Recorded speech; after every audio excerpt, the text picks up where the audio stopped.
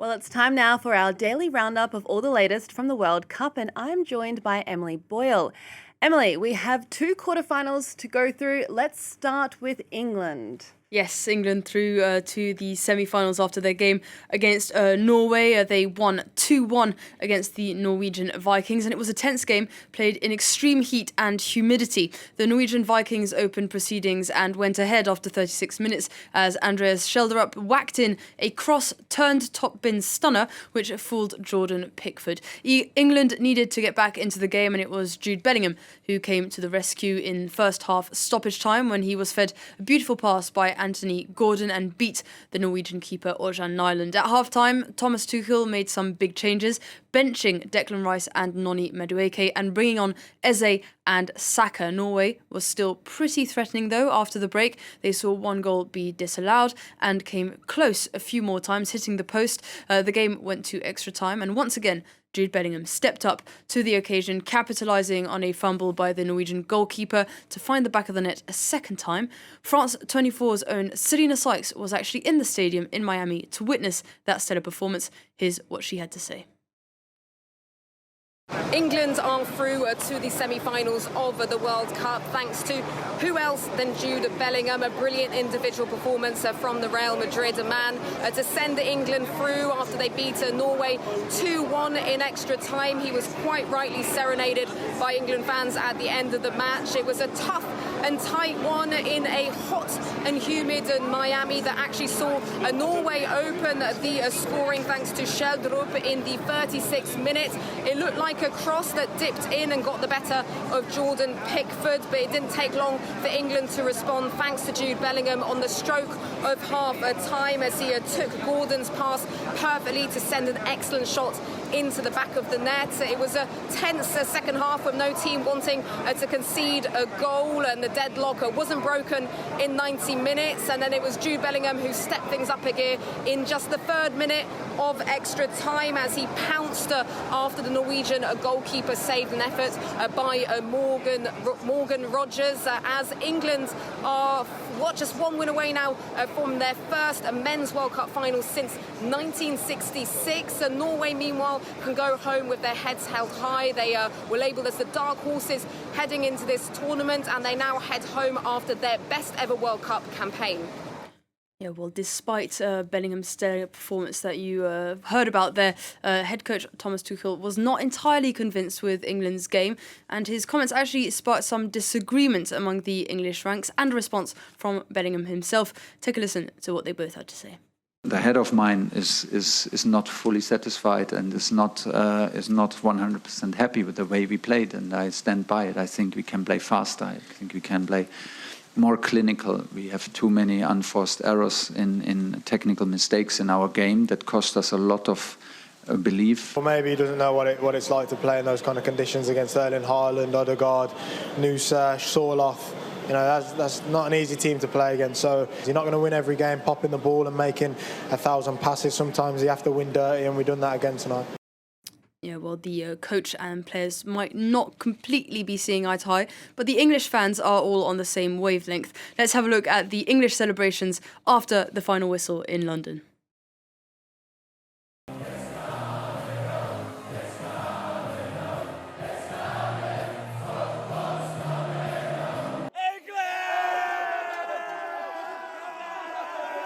We were awful, but we're so lucky. It was coming home. Jude could be the sexiest man on planet Earth. Jude is the future. Jude's the future. He's the future, man.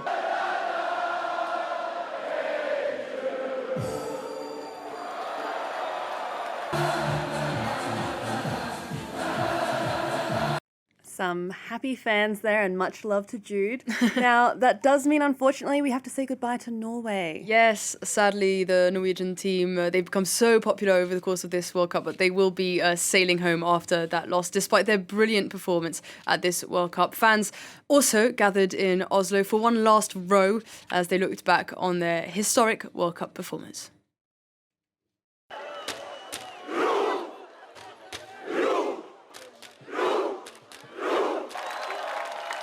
As a team, they have written history, either way, if they lost or if they would have won. So that's a great thing as a nation. I didn't expect that we would come as far as we've come, so it was very exciting. This summer has been filled with so much football, and it really has united the nation. So grateful for the games that we have won, and even though we lost, we played a great match. Now, what about this second fixture of the evening? Switzerland up against Argentina, and I'm guessing you haven't slept much. I haven't slept much, no. It was an all-nighter of football, especially as an English and Swiss supporter. And I don't really know what to say about this game, to be honest. It was quite an excruciating watch, not the best game of football I've ever seen.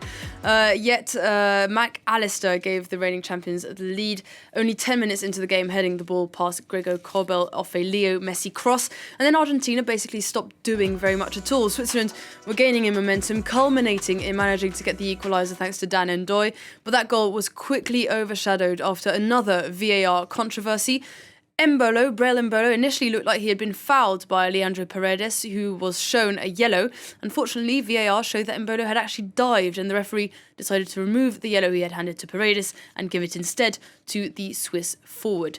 That made it Embolo's second yellow card of the game, and he was sent off quite obviously upset in tears. Now that obviously made the challenge even greater for Switzerland, but Nati defended valiantly, one man down, dragging Argentina into extra time. In the end though, Julián Álvarez scored a stunning goal curled in from outside the box, and as Switzerland pushed for a second leveller, they were caught on the counter and suffered a third and final goal at the hands of an unconvincing Argentinian side. Here's what the Argentina head coach Lionel Messi thought of his team's performance. And the reality is that we suffered, but to get to a World Cup semi-final, it's very difficult not to suffer. You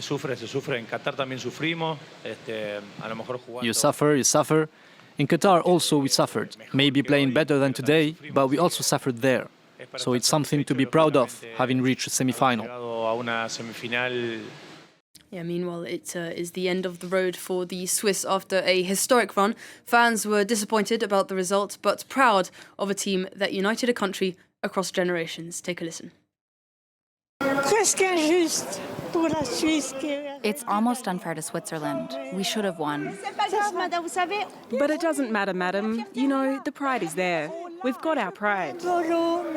I feel sorry for Embolo, but I'm wholeheartedly behind him so that he wins the next time.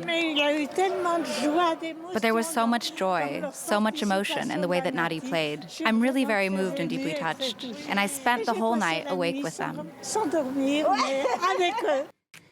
And with that, we know the semi-finals are now fixed. Yeah, semi-finals now fixed. Loads more cool football waiting for us ahead. France will be heading to Dallas for their semi-final against reigning European champions Spain.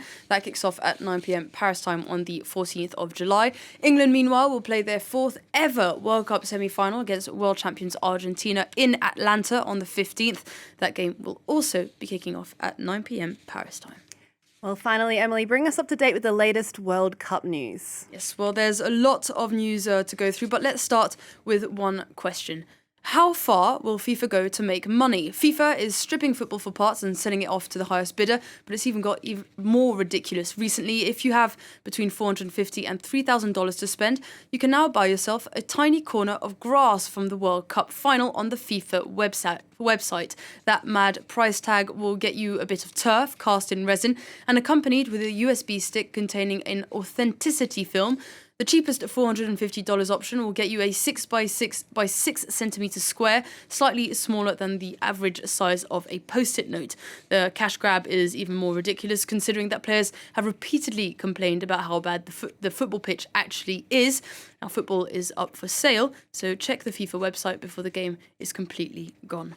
Meanwhile, the Senegalese Football Association has fired head coach Pep Thiaw after a disappointing World Cup run. He had been coaching the Senegal squad since 2024 and was involved in the infamous incident at this year's AFCON where he staged a walkout in the final against Morocco. French daily L'Équipe reported that Patrick Vieira, the French World Cup winner who was born in Dakar, is among the favourites to take over. Meanwhile, the French national team has once again been the target of racial abuse, this time coming from former Spanish Prime Minister Mariano Rajoy. In a tribune written on the website of the Spanish daily El Debate, the politician discussed Spain's upcoming fixture against France. And while he praised the French squad as being of a very high level, he added one caveat: they have achieved this despite not having any Frenchmen. His comments come only a few days after a Paraguayan senator made similarly distasteful comments about Kylian Mbappe.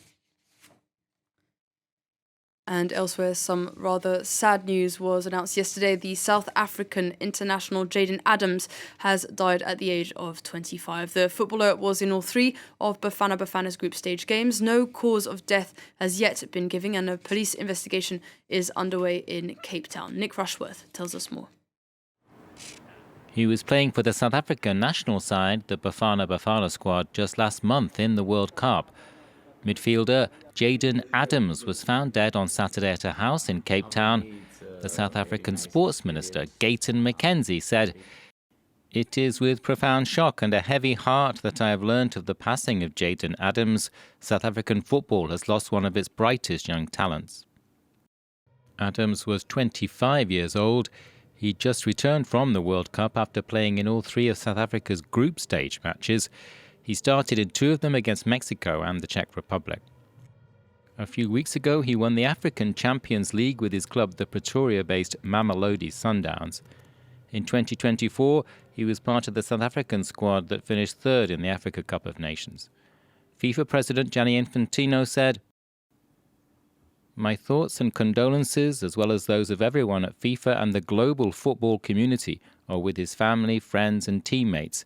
The Bafana Bafana and Mamelodi Sundowns star will be sorely missed. May he rest in peace." Cape Town police have launched an investigation to determine the circumstances surrounding the player's death.